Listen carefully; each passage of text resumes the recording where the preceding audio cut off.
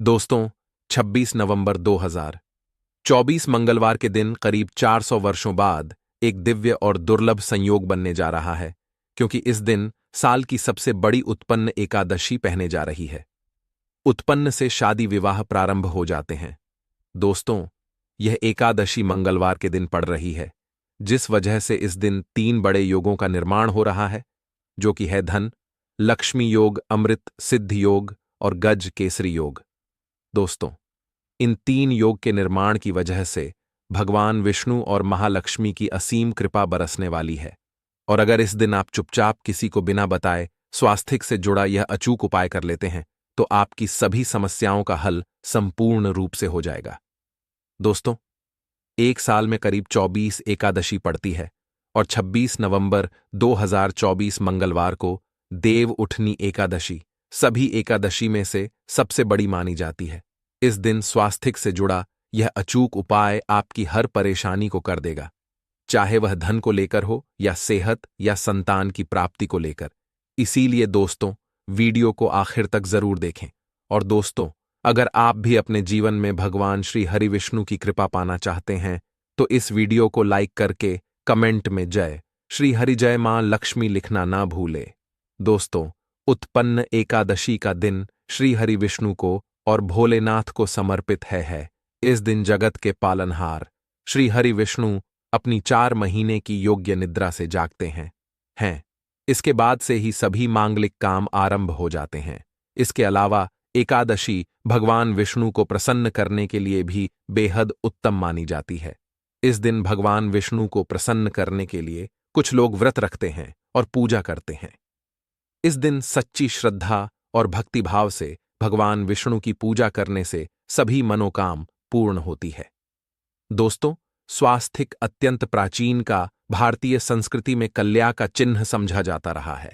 इसीलिए कि किसी भी शुभ काम को करने से पहले स्वास्थ्य चिन्ह अंकित करके उसका पूजन किया जाता है। मान्यता है कि ऐसा करने से कामों में सफलता मिलती है, क्योंकि स्वास्थ्य के चिन्ह को शुभता का चिन्ह समझा जाता है। इस तरह स्वास्थ्य का अर्थ अच्छा या मंगल करने वाला ऐसा बताया गया है। मेन वर्णित है स्वस्थिक सर्वदा रुद्र, अर्थात सभी दिशाओं में सबका कल्याण हो। इस तरह स्वास्थ्य एक शब्द से किसी व्यक्ति या जाति विशेष का नहीं, परंतु संपूर्ण विश्व के कल्याण या वासुदेव की भावना निहित है। किसी भी शुभ काम को करने से पहले गणेश जी का नाम लेते हैं, और हिंदू धर्म में स्वास्थिक को गणेश जी का भी प्रतीक समझा जाता है। वैसे तो किसी भी शुभ काम को पहले स्वास्थिक बनाकर ही थाली में रखते हैं और पूजा करते हैं, क्योंकि ऐसा करने से में खुशियां बढ़ती हैं। स्वास्थिक में 4 तरह की रेखाएं होती हैं और इनका आकार भी एक समान ही होता है। रावेद की भाषा में स्वास्थिक को सूर्य का प्रतीक समझा गया है और उसकी 4 भुजाओं को उपमा दी गई है। पौराणिक मान्यता है कि 4 दिशाओं यानी पूर्व, पश्चिम, उत्तर, दक्षिण की ओर यह 4 भुजाएं इशारा करती हैं, और हिंदू धर्म में इनको 4 वेदों से जोड़कर भी खा जाता है, यानी ऋग्वेद, यजुर्वेद, अथर्ववेद और सामवेद।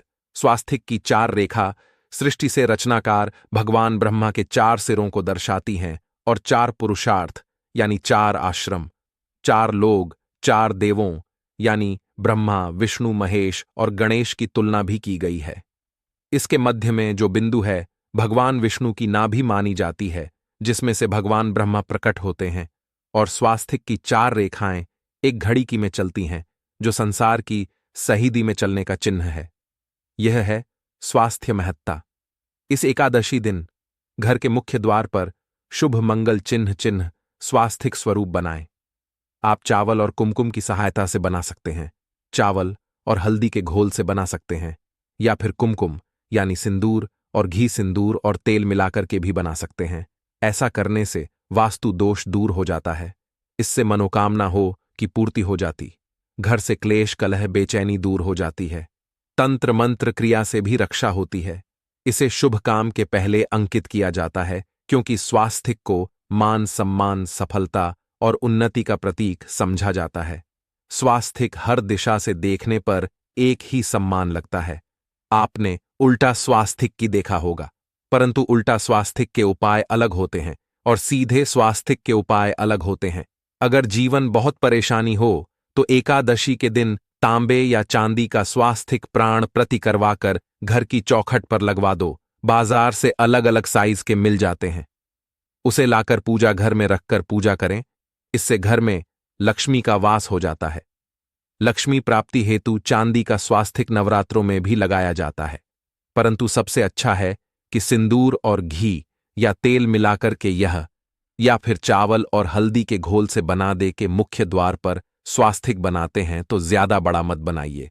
9 अंगुल से बड़ा बिल्कुल नहीं होना चाहिए। 3-4 अंगुल का बना यह उत्तम होगा। अगर आपके घर के सामने पेड़ या खंभा है तो वास्तु दोष उत्पन्न होता। ऐसे में वास्तु दोष के प्रभाव को स्वास्थिक रोकता है। स्वास्थिक का चिन्ह देवता को प्रसन्न करने के लिए खासकर बनाया जाता है। एकादशी तिथि पर आप थाली में या चौकी पर स्वास्थिक बनाकर उस पर मूर्ति करते हैं तो देवता प्रसन्न हो जाते हैं। आप चाहे तो घर के मंदिर में इष्ट देवता के पास स्वास्थ्य का चिन्ह रख सकते हैं। तो दोस्तों, स्वास्थिक के कौन कौन से उपाय घर में लाते हैं, धन प्राप्ति कराते हैं, जानते हैं इस वीडियो में।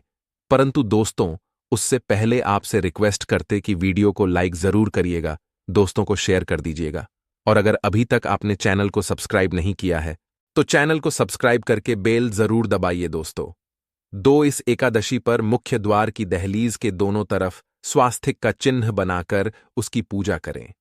स्वास्थिक पर चावल की ढेरी बनाएं और एक एक सुपारी रख दें। तो ऐसा करने से अपार धन की प्राप्ति होती है, कामों में सफलता मिलती है। इस एकादशी के दिन नहाने के पानी में तुलसी का पत्ता या बेलपत्र डालकर नहाई। यह स्नान के जल में जब आप बेलपत्र डाल देते हैं तो सभी तीर्थ स्थानों में स्नान करने समान पुण्य फल आपको हासिल हो जाते हैं। आप चाहे तो मेकुशा घास भी डालकर नहा सकते हैं। एकादशी पर भगवान श्री हरि विष्णु जी के साथ ही माहौल लक्ष्मी और भगवान शिवा की पूजा करें। इस दिन इनके संयुक्त पूजन से आपके जीवन की सारी परेशानियां समाप्त हो जाती हैं। इस दिन आप अपने घर के पूजा स्थान पर एक में कुमकुम से स्वास्थिक बना लें। स्वास्थिक के ऊपर थोड़े से अक्षत और एक सुपारी रख दें। इसे 21 दिन तक वही रहने दें। बाद में सुपारी को उठाकर की मूर्ति के पास रख दें। 2 दिन तक यह बने रहने से आपके जीवन में कभी धनन की कभी कमी नहीं होती। इस एकादशी पर आप यह उपाय कर लेंगे तो लंबे समय तक यह आपको लाभ देता रहेगा। पितरों की कृपा पाने के लिए भी स्वास्थिक काम आता है। इसके लिए स्वास्थिक का चिन्ह घर के मुख्य द्वार के गोबर से बनाना चाहिए। इससे घर की सुख शांति बनी रहती है, पितरों की कृपा बरसती है। दोस्तों, कहा जाता है कि एकादश के दिन पीपल की जड़ में अगर 1 लोटे जल में 1 चुटकी काले तिल और थोड़ी सी शक्कर डाल जल अर्पित करें तो इससे पितृदेव की विशेष कृपा मिलती है और धन लक्ष्मी भी प्रसन्न हो जाती है। धन दौलत सुख समृद्धि यश मान सम्मान में वृद्धि होती चली जाती है। अगर आपकी कोई विशेष मनोकामना है, उस मनोकामना की पूर्ति के लिए आप एक विशेष उपाय कर सकते हैं। दोस्तों, कई बार लंबे समय तक हम किसी मनोकामना को लेकर चलते हैं, अनेक प्रयासों बाद भी पूर्ण नहीं हो पाती। ऐसे में एकादशी के दिन आप आसपास के किसी भी मंदिर में जाकर मंदिर की दीवार पर सिंदूर से उल्टा स्वास्थिक बना दें।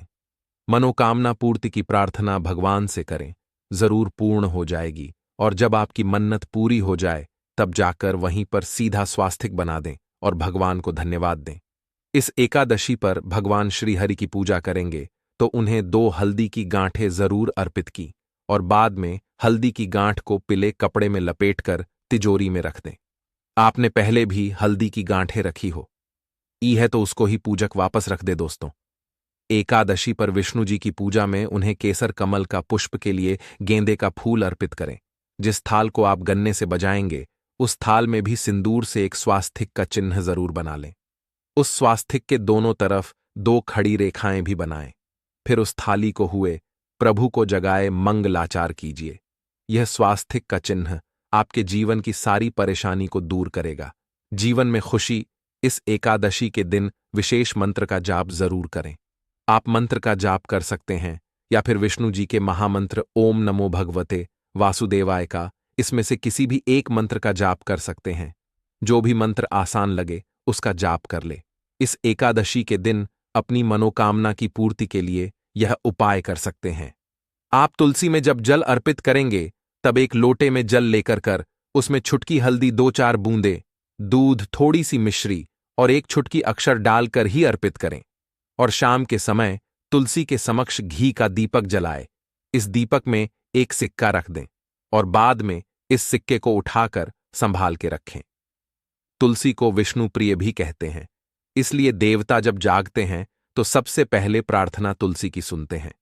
वैसे यह सिक्का रोज के दीपक में भी आप डालकर दीपक जला सकते हैं। ऐसा करने से एसएस का सिद्ध हो जाएगा। फिर जब भी महत्वपूर्ण काम से आप घर से बाहर हैं तो इसके को साथ में रखकर निकले। आपको काम में सिद्ध जरूर हासिल मिलेगी। इस दिन दीपक का उपाय जरूर ही करें। एक दीपक घर के मुख्य द्वार पर अंदर की तरफ से या फिर पास के किसी मंदिर में, एक दीपक तुलसी के नीचे, एक दीपक अपने घर के पूजा स्थान पर इस दिन जरूर जलाए। पूजा के बाद आरती जरूर करें।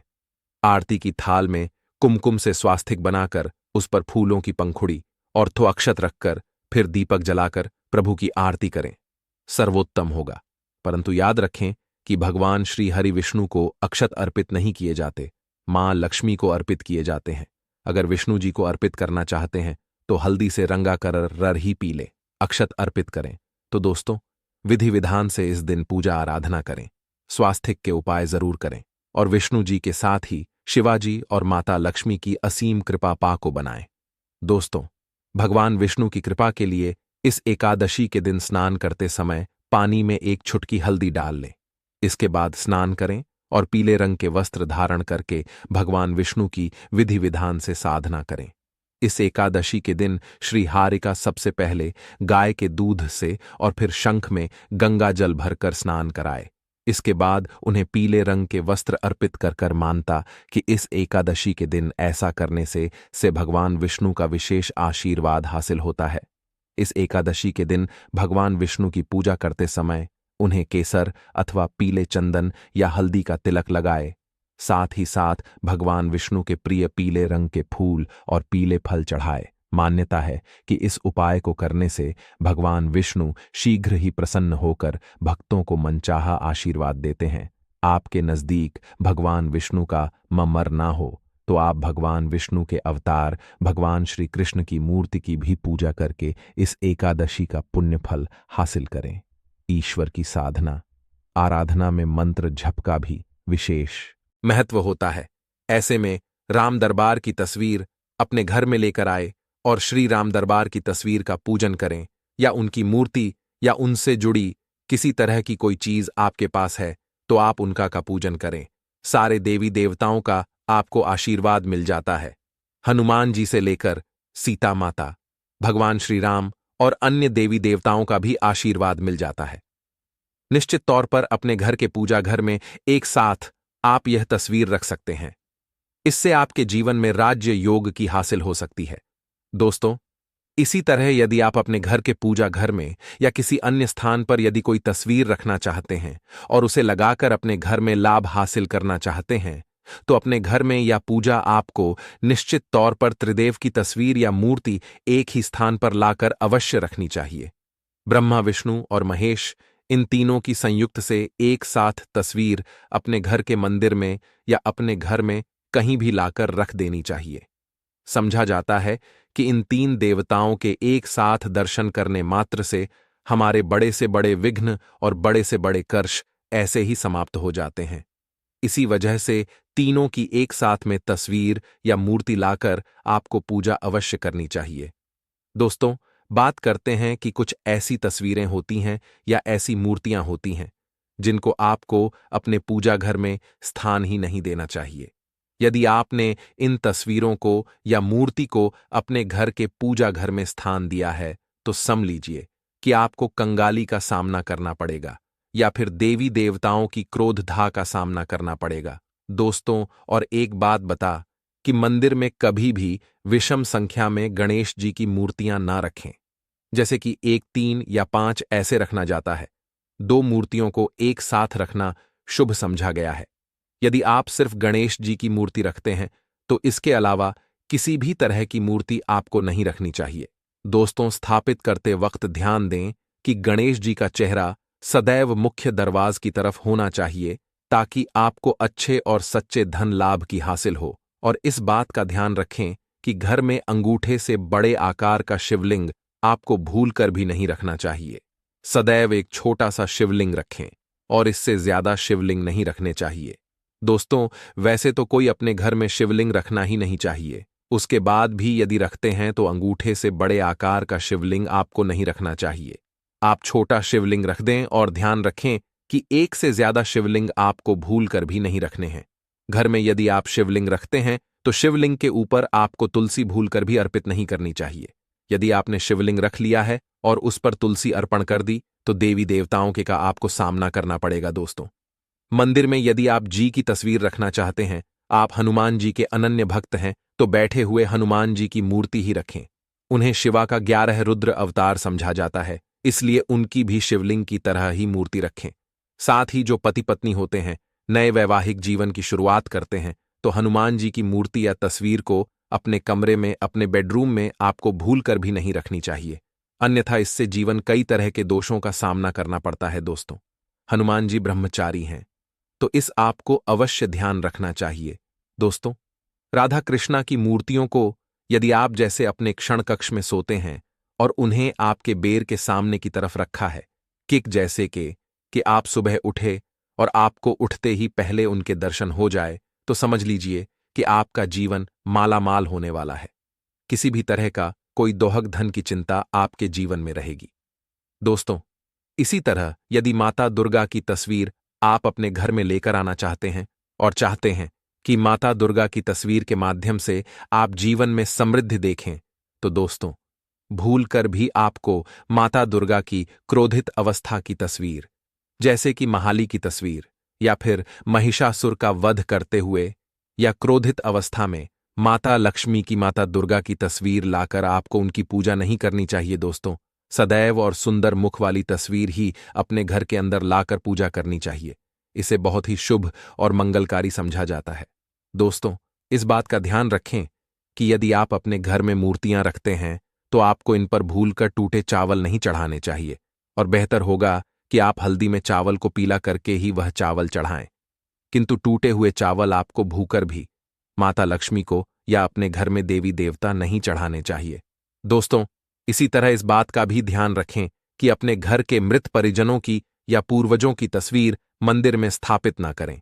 ऐसा करना अशुभ समझा जाता है, और यदि आप ऐसा लगातार कर रहे हैं तो निश्चित तौर पर आपके परिवार के ऊपर दोष लग सकता है, पितापों का भी दोष सकता है।